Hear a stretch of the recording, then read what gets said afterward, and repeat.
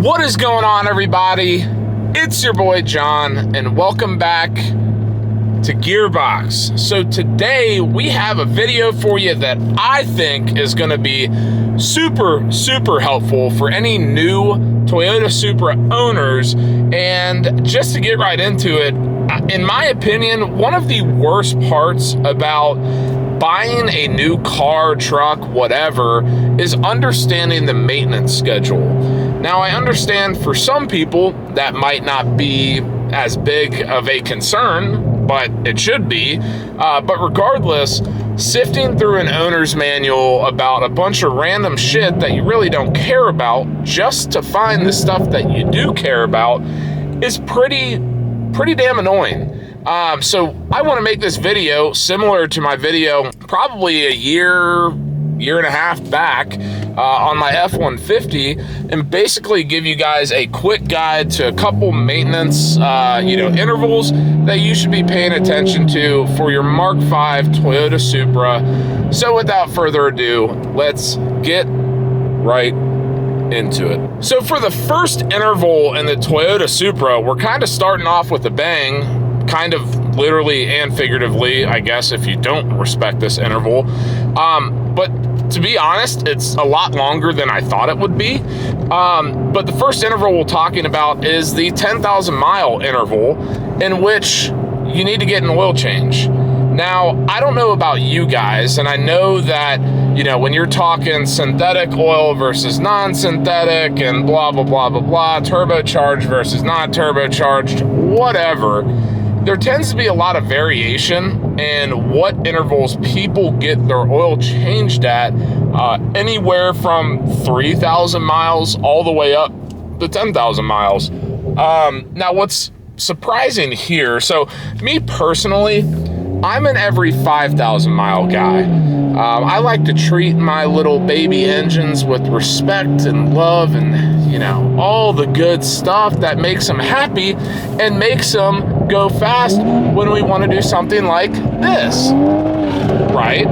So in order to do that, as I just spun through third gear, we need to change the damn oil.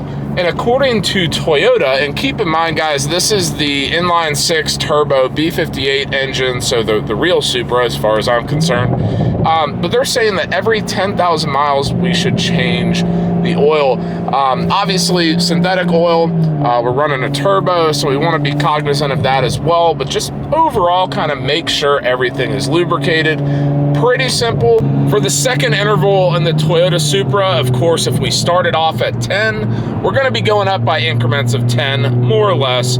So putting us at the 20,000 mile mark, of course, we're going to go for another oil change. But we're also going to be adding in the engine air filter, which is something to keep in mind if you are running a stock air box.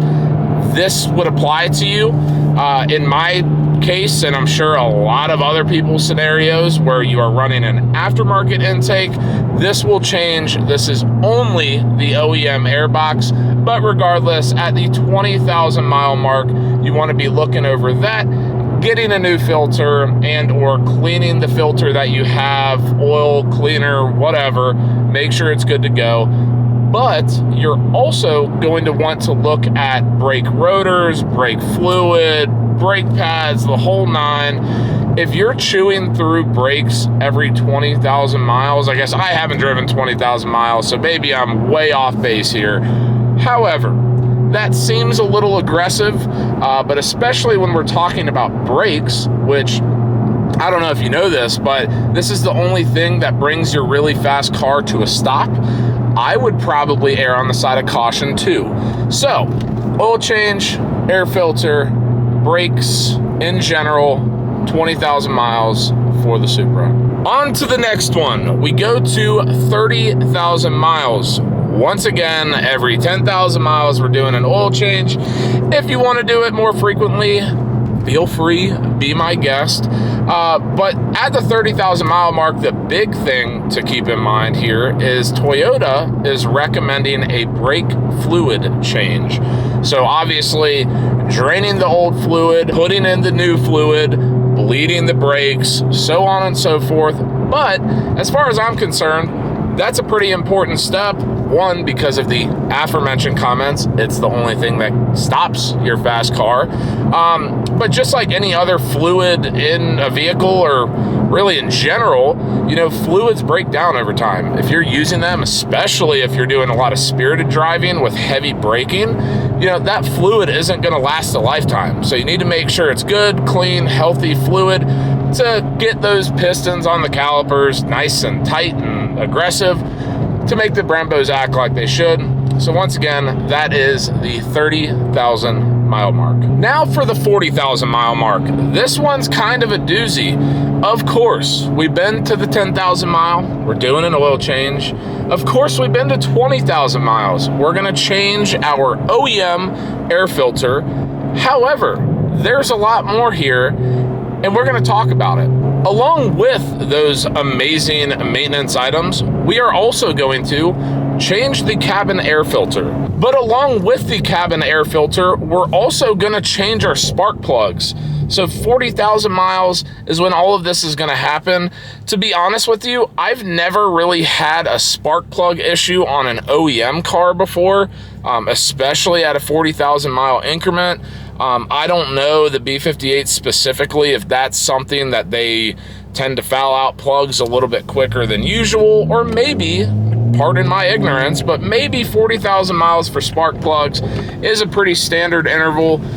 Either way, seems a little bit aggressive for me, but regardless, we're gonna look at those spark plugs, but we're also gonna inspect the spark plug wires, because you could have the most clean, healthy spark plugs in the world, but if you don't have the connection to the spark plugs, you might as well not even have them in the engine. So all of that is going to be done at the 40,000 mile mark. So really after the 40,000 mile mark is where we start repeating. So 50,000 is going to be your oil change. It's going to be your brake fluid. It's going to be all of that sort of stuff.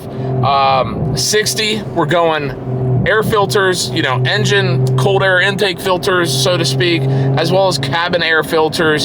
70,000 miles, we're going to be inspecting all of the, you know, spark plugs and the linkage and the this and the that, the brake rotors, the brake fluid, all of it, right? So essentially at the 40,000 mile mark is where we start to kind of re-go through the same shit.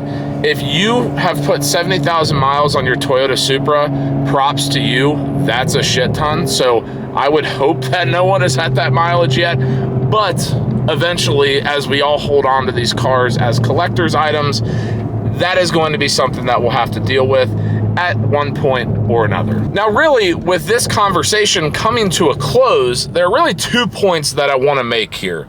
Number one is, just because the manual has a certain increment, right, that does not mean to not be vigilant throughout that process, right?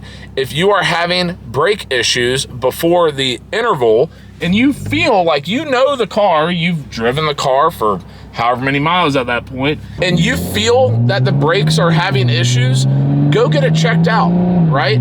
If you know that 10,000 miles is the typical increment for an oil change, but you just took it on a track day, go get the oil changed, you know?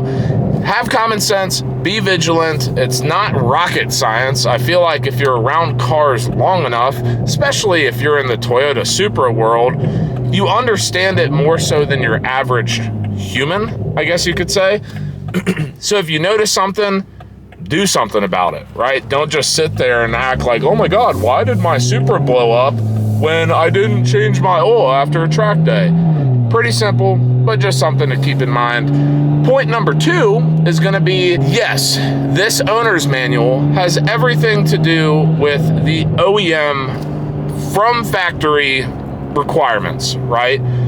But I know, myself included, if we're driving a Supra, the odds of us modifying said Supra is pretty large.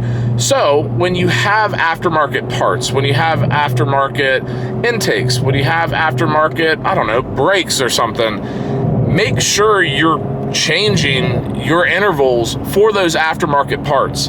Contrary to popular belief, those intervals do not carry over from OEM parts to aftermarket parts. So keep that in the back of your head. It shouldn't be that crazy of a change or anything like that. But as we start changing stuff out, just keep that in mind. The last thing you want to do is completely just disregard any suggestions or warning signs and end up in a really bad spot, either from a physical safety perspective or from a, oh, my car no longer works perspective, right? So anyway, I know I'm probably preaching to the choir with that, but just something to keep in mind nonetheless. But guys, that is going to do it for another episode of Gearbox. If you like this video, please give it a big fat thumbs up. Hopefully this will be a helpful video, so that way you're not sifting through that owner's manual. But if you enjoy that type of reading for one reason or another, I guess more power to you.